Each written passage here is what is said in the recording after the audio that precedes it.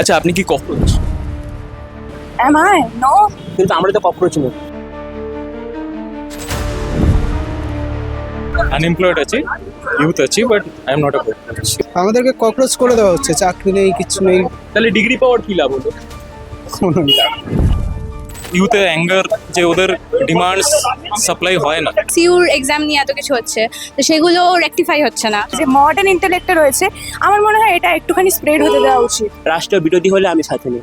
মুখের ওপর বলাটা দরকার, একটা চান্স তো দেওয়াই উচিত। কি জেনজি কি আন্ডার রিপ্রেজেন্টেড? কিছু ক্ষেত্রে তো অবশ্যই। 49% ফলোয়ার্স আমরা পাকিস্তান থেকে দেখছি। ককরোচ জনতা পার্টিতে সাপোর্ট করি। I am a bachelor, I am getting my masters and then I am doing nothing. আমাদের গভর্নমেন্ট এক্সাম লাস্ট কবে হয়েছিল? 2023 তে। এই এডুকেশন সিস্টেমটাকে চেঞ্জ করতে হবে আমাদের। প্রশ্ন করার অভ্যাসটাই চলে গেছে। You can select the government and you can make the government fall.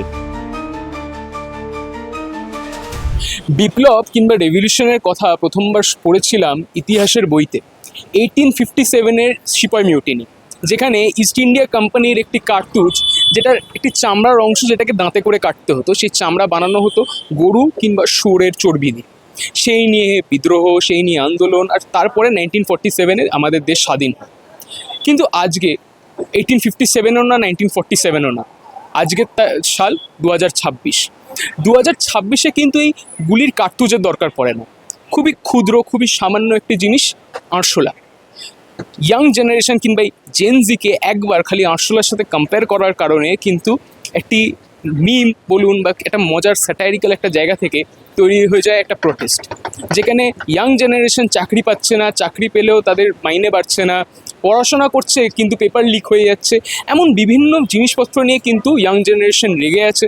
তারা মজায় মজায় এই ককরোচ জনতা পার্টি জয়েন করছে। এই ককরোচ জনতা পার্টি নিয়ে আজকের দিনের ইয়াং জেনারেশন কিংবা জেনজি কি বলছে আপনাদের সামনে তুলে ধরবো। আচ্ছা, আপনি কি cockroach? Am I? No. You are not a cockroach. তো ডু ইউ ফিল যে এই যে জেনজিকে কম্পেয়ার করা বা যে ইয়াঙ্গার জেনারেশনকে ককরোচের সাথে কম্পেয়ার করা হচ্ছে, কেমন ভাবে নিচ্ছেন এই বিষয়টাকে? এটা জাস্ট একটা সাডেন, কি বলবো, এটা সাডেন এরকম ভাবে চলে এসছে ককরোচ জনতা পার্টিটা। এবার আমি hype নিজে পেয়ে গেছে। খুবই হাইপ পেয়ে গেছে। হ্যাঁ, আমি নিজেও সোশ্যাল মিডিয়াতে নেই। এবার ওর কাছ থেকে শুনতে পাচ্ছি যেটুকু সেটাই। এবার দেখা যাক কি কতদূর কি করতে পারে। আচ্ছা, আপনার কি মনে হয় যে জেনজির গলার আওয়াজ খুবই আন্ডার রিপ্রেজেন্টেড? অ্যাকচুয়ালি কিন্তু জেনজি ওয়ার্ডটা বললেই সবাই ভাবে যে না, এরা একমাত্র খারাপই হবে বা এদের যে Inexperience, হ্যাঁ, কিছু জানে না। কিন্তু এদের মধ্যে যে ইন্টেলেক্টটা রয়েছে, যে মডার্ন ইন্টেলেক্টটা রয়েছে, আমার মনে হয় এটা একটুখানি স্প্রেড হতে দেওয়া উচিত। তো আপনি বলছেন যে পার্লামেন্টারি লেভেলে জেনজিদেরকে রিপ্রেজেন্ট করার জন্য কারো দাঁড়ানো উচিত। যদি সিজেপি এজ আ পার্টি দাঁড়ায় কেমন লাগবে? হ্যাঁ হ্যাঁ, যদি সিজেপি ককরোচ হ্যাঁ। জনতা পার্টি এজ আ পার্টি দাঁড়ায় ইলেকশনে, কেমন লাগবে? ভোট দেবেন? অবশ্যই দেবো, একটা চান্স তো দেওয়াই উচিত। ঠিক আছে, যেহেতু জেনজির সাথে রিলেট করতে পারছেন, জেনজি হিসেবে আপনি কি বলবেন দর্শকদেরকে? এই যে এডুকেশন সিস্টেম, এটার ব্যাপারে সবার আগে বলতে চাই যে এই যে দেখতে পাচ্ছি আমাদের নিজেদের ইউনিভার্সিটির কথাই বলছি, যে সবার আগে যদি বলি যে হোল এডুকেশন সিস্টেমটা এখন না কীরকম পুরোটা মুখস্থ বেসিসে হয়ে গেছে।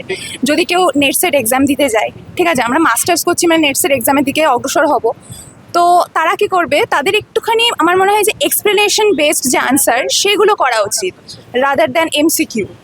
মানে পুরোটাই আমাদের মনে রাখতে হচ্ছে বা পুরোটা একটা ইনফরমেশন বেসড হয়ে গেছে, খুবই মেশিনারি হ্যাঁ ব্যবস্থাটা হয়ে গেছে। তো আমার মনে হয় যে একটু এক্সপ্লেনেটরি সিস্টেম যদি আনা যেত এডুকেশন সিস্টেমে তো ভালো হয়। তো আপনার মনে হয় যে ডিগ্রি পাওয়া আর স্কিল সেট তৈরি করার মধ্যে কোনো সিমিলারিটি আছে? মানে would you rather have a degree or rather skill set? Skill set obviously. আজকের দিনে ডিগ্রির জায়গায় আপনি স্কিল সেট চাইছেন? হ্যাঁ, কারণ ডিগ্রিটা ওই যে বললাম পুরোটা একটু মেশিনারি হয়ে গেছে না। আর যদি আমি স্কিল সেটের দিক থেকে যাই, যেরকম ধরুন এই যে প্রত্যেকটা এডুকেশন ইনস্টিটিউটে আমরা কি দেখি, একটা প্রফেসর আসছে, পড়াচ্ছে, চলে যাচ্ছে, বাট আমরা যদি ওইখানে একটুখানি ভিজুয়াল কোনো একটা রিপ্রেজেন্টেটিভ পাই, ওটাকে আমাদের মনে রাখতে সুবিধা হবে। তো ওই যে ভিজুয়াল রিপ্রেজেন্টেটিভ দিয়ে বোঝানোর যে একটা স্কিল, সেটাও একটা স্কিল রিপ্রেজেন্টেটিভের মধ্যেই পড়ছে। আচ্ছা, আপনি কি নিজে ককরোচ? আমি নিজেকে ককরোচ তো বলি না। আনএমপ্লয়েড আছি, ইউথ আছি, but I am not a cockroach. এই যে আপনি বলছেন আনএমপ্লয়েড, কিন্তু এক তরফে যে আমাদের chief justice of India unemployed ইউথকে ককরোচের সাথে কম্পেয়ার করছে, how do you feel about that? But as a CGI মানে rectified it, he wanted to like say that those who are obtaining those fake certificates without मतलब legitimate way তে তুমি certificate now, which is fine, Okay. but those who are obtaining it by bribery or something, he wanted to state them as cockroach, but of course the way he stated it seemed like মানে সবাইকে আপনি ইউথকেই পুরো বলছেন যে unemployed ইউথকে আপনি cockroach বলছেন, but of course that was not the case. But কোথাও কি মনে হয় যে এই যে জেনজি বা ইয়াঙ্গার জেনারেশন তাদের গলার আওয়াজটা খুবই আন্ডার রিপ্রেজেন্টেড? অফকোর্স আমাদের ইন্ডিয়াতে কোনো ওরকম প্ল্যাটফর্ম নেই, লাইক organized youth society নেই, it is divided, it is मतलब not set up in a organizational way। তো আমার ফিল হয় যে instead of going in that kind of a mode আমাদেরকে সরকারি একটা ওরকম প্ল্যাটফর্ম দিক where we can address, where they will be able to address our grievances, আমরা আমাদের গ্রিভান্সেস সাবমিট করি। কিন্তু ওরকম প্ল্যাটফর্ম যেহেতু নেই সেটারই ফল এটাই যে একটা ককরোচ জনতা পার্টির মতো একটা আসছে যার 49% ফলোয়ার্স আমরা পাকিস্তান থেকে দেখছি, 14% ইউএসএ থেকে, আর 14% আমরা দেখছি বাংলাদেশ থেকে। সো ওখানে অ্যান্টি ন্যাশনাল টেন্ডেন্সিস বেড়ে যায়। এটা কখন হয় যখন আমাদের দেশ আমাদের ইউথকে প্রোভাইড করতে পারছে না এরকম প্ল্যাটফর্ম। সো আই গেস একটা প্ল্যাটফর্ম দরকার আমাদের জেনসিকে। আর আমি আরেকটা জায়গায় জিজ্ঞেস করবো যে কি মনে হয় যে এই যে CJP it started off as a meme, right? It started as a meme, exactly. কিন্তু এটা একটা ফুল ফ্লেজড একটা প্রোটেস্টের রূপ নিয়ে নিতে হ্যাঁ, পারে। এক্স্যাক্টলি। তো এইটা কিভাবে সম্ভব মনে হয়? এটা হয়েছে এই কারণে, ফার্স্টলি ডিউ টু নেগলিজেন্স আমি বলবো, সেকেন্ডলি ইউথের অ্যাঙ্গার, বিকজ এখন যেটা ইন্ডিয়াতে এক্সিস্ট করছে সেটা হচ্ছে স্ট্রাকচারাল আনএমপ্লয়মেন্ট, বিকজ আমাদের স্কিল মিসম্যাচ হচ্ছে, বিকজ এআই ড্রিভেন ওয়ার্ল্ডে it's very difficult to cope up with the changing Times in such a short span of time. So এটা একটা রেজ, ইউথের রেজ বলতে পারেন, এটা একটা ইউথের অ্যাঙ্গার যে ওদের ডিমান্ডস সাপ্লাই হয় না, কারণ ইউথের ডিমান্ড হচ্ছে employment, basic employment, basic opportunities আমার। I am getting a degree, I am a bachelor, I am getting my masters and then I am doing nothing। আমাকে শেষ অবধি যদি বাইরেই যেতে হয়, বাট আজকের দিনে ডিগ্রি থাকাটা বেশি ইম্পর্টেন্ট না স্কিল সেট থাকাটা বেশি? স্কিল সেট থাকা বেশি মানে ইম্পর্টেন্ট। ডিগ্রি পেয়ে কি লাভ হচ্ছে? এক্স্যাক্টলি, সেটাই তো হচ্ছে আমাদের এডুকেশন সিস্টেম ইন্ডিয়াতে হিস্টোরিক্যালি এটাই এসছে যে লাইক বাবা মা বলবে যে first you get your degree, মানে ব্যাচেলার্স পাও, তারপর মাস্টার্স পাও, তারপর ডক্টরেট করো, নয়তো তুমি এক্সামস দাও। এবার গভর্নমেন্ট এক্সামসও নাও না তুমি। আমাদের গভর্নমেন্ট এক্সাম লাস্ট কবে হয়েছিল? 2023-তে। সো আমাদের যদি এমপ্লয়মেন্ট আসতো তাহলে এই মিমটা মিম অব্দি থাকতো, এটা একটা আউটটেস্ট তো হতো না আজকে। আর এই যে জেনজিকে বলা হয় যে কিছু জানে না, আনএক্সপিরিয়েন্স, inexperience, Of course not. If they are provided the platform, if they are provided the exposure, they can do very well.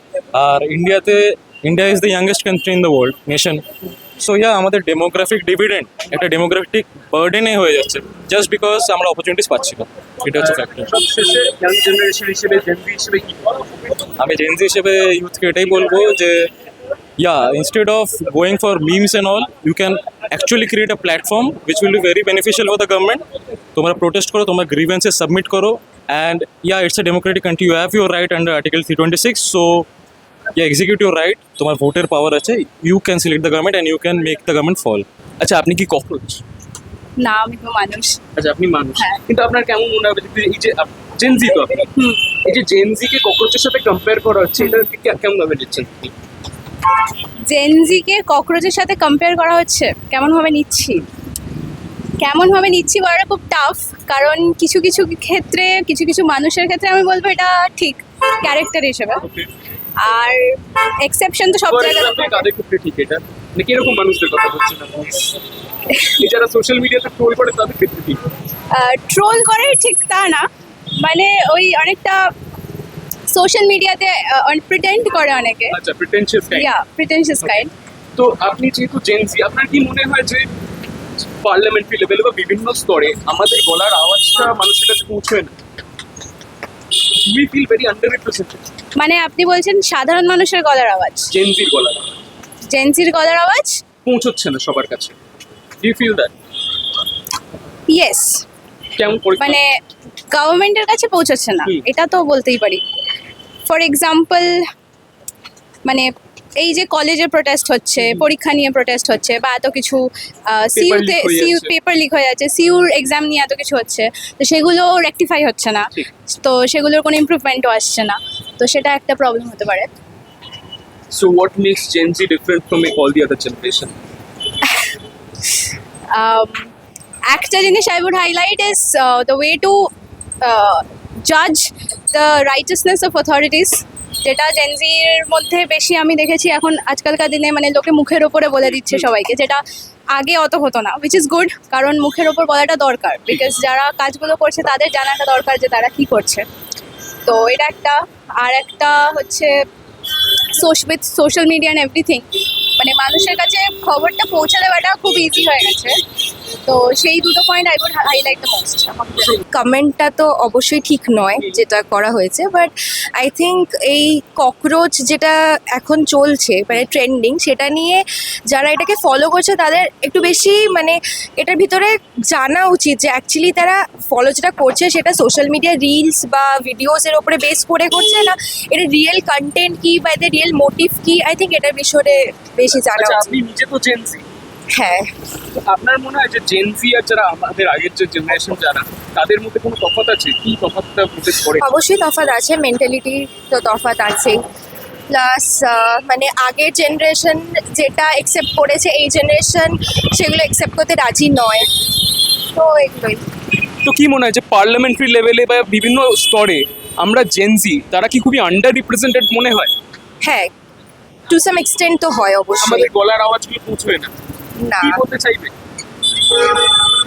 Just বলতে চাইবো এটাই যে বেটার হোক সবারই, মানে জেনজিদের জন্য যদি কিছু বেটার করা যায় তো সেটাতে তো আমরা নিজেরাও উপকৃত হব। এই গোটা বিষয়টা শুরু হয় যখন সুপ্রিম কোর্টে একটা হিয়ারিং চলাকালীন chief justice of India Suryakant বলেন যে এই দেশে কিছু ইয়াংস্টার বা ইউথ আছে যারা প্যারাসাইট কিংবা ককরোচের মতন, যারা চাকরি পায় না, পড়াশোনা করে না, আর তারপরে আরটিআই অ্যাক্টিভিস্ট কিংবা মিডিয়া হয়ে যায় আর নিজেদেরকে মিডিয়া হিসেবে প্রজেক্ট করে। কিন্তু এইটা শোনার পর কিন্তু এই দেশের ইয়াং জেনারেশন ইউথ কিন্তু খুব রেগে যায়, তাদের রাগ ক্ষোভ কিন্তু বারবার বিভিন্ন সমাজ মাধ্যমে প্রকাশিত হয়। পরবর্তীতে যখন চিফ জাস্টিস অফ ইন্ডিয়া বলেন যে ওনাকে মিসকোট করা হয়েছে, মিডিয়া ওনাকে মিসকোট করেছে, কিন্তু ততক্ষণে কিন্তু জল অনেকটাই গড়িয়ে গেছে। আচ্ছা, তুমি কি ককরোচ? না, তুমি ককরোচ, কিন্তু এই যে জেনজি বা ইয়াঙ্গার জেনারেশনকে ককরোচের সাথে কম্পেয়ার করা হচ্ছে, এটাকে কিভাবে দেখছো? এটা ব্যাপারটা হচ্ছে কি তখন এটা কথা বলে ফেলেছিল সেই হিসাবে, কিন্তু আমরা তো সেটা ককরোচ নয়। যে যা বলবে বলতেই পারে ককরোচ, তা বলে আমরা তো সেটাকে ককরোচ মেনে নিয়ে সেরকম কাজকর্ম করতে পারি না। মানে এই যে কাজকর্মগুলো হচ্ছে আমরা প্রোটেস্ট করবো, ঠিক আছে, সেই কাজকর্মের বিরুদ্ধে, কিন্তু আমরা তো ককরোচ নই। ককরোচ না, কিন্তু এই যে এতদিন ধরে যে মনে হয় না যে জেনজি বা যারা ইয়াঙ্গার জেনারেশন তাদের বলার আওয়াজটা কিন্তু সব জায়গায় সব স্তরে পৌঁছয়, সেটা কি মনে হয় আন্ডার রিপ্রেজেন্টেড আমরা? সেটার জন্য অন্য পলিটিক্যাল আইডিওলজি থাকলে আচ্ছা, ভালো হয়, তবে ককরোচ জনতা পার্টিতে সাপোর্ট করি না। সাপোর্ট করো না, কিন্তু আমরা যে দেখতে পাচ্ছি যে CJP started off as a meme, right? এটাকে একটা মজার জায়গা থেকে তৈরি করে এটা একটা পার্টির মতো তৈরি হওয়ার চেষ্টা হচ্ছে। এটা হয়তো কোনো কালে হয়তো হবে কি হবে না সেটা এখনো দেখবার বিষয়। যদি কোনো কালে এটা পার্টি হিসেবে দাঁড়ায়, ভোট দেবে? না, ভোট দেবে না কেন? রিপ্রেজেন্ট করছে তো আমাদেরকে। পুরোপুরিভাবে তো করে না। আচ্ছা, মানে ব্যাপারটা যদি রাষ্ট্রীয় হয় তাহলে হচ্ছে কি আমি সাথে আছি, কিন্তু রাষ্ট্রীয় বিরোধী হলে আমি সাথে নেই। রাষ্ট্রবিরোধী হলে সাথে। আচ্ছা, আপনি কি ককরোচ? না। আচ্ছা, আপনি ককরোচ না, কিন্তু এই যে কম জেনারেশন বা ইয়াং জেনারেশন বা জেনজি যারা, তাদেরকে ককরোচের সাথে কম্পেয়ার করা হচ্ছে, কি বলবেন? দেখুন, জেনারেশন ওয়াইজ তো মানসিকতা চেঞ্জ হয়।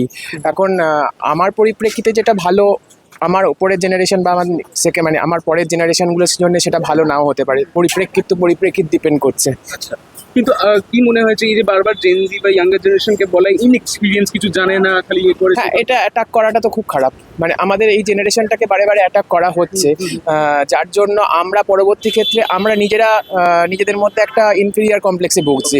পুরো জেনারেশনটাকে মনে করা হচ্ছে একটা ওই আন্ডার গ্রাউন্ড লেভেলের মধ্যে ঢুকিয়ে দেওয়া হচ্ছে, যে সব কিছুর জন্য এরাই দায়ী। কি জেনজি কি আন্ডার রিপ্রেজেন্টেড? কিছু ক্ষেত্রে তো অবশ্যই আমার মনে হয়। For example, first of all দেখুন, যদি ধরুন রেসপন্সিবিলিটির দিক দিয়ে বলা হয়, একটা বড় জেনারেশন বলা হচ্ছে যে এই জেনজিদের জেনজিদের কোনো রেসপন্সিবিলিটি নেই, সমাজের প্রতি কোনো কন্ট্রিবিউশনের কথা তারা ভাবছে না।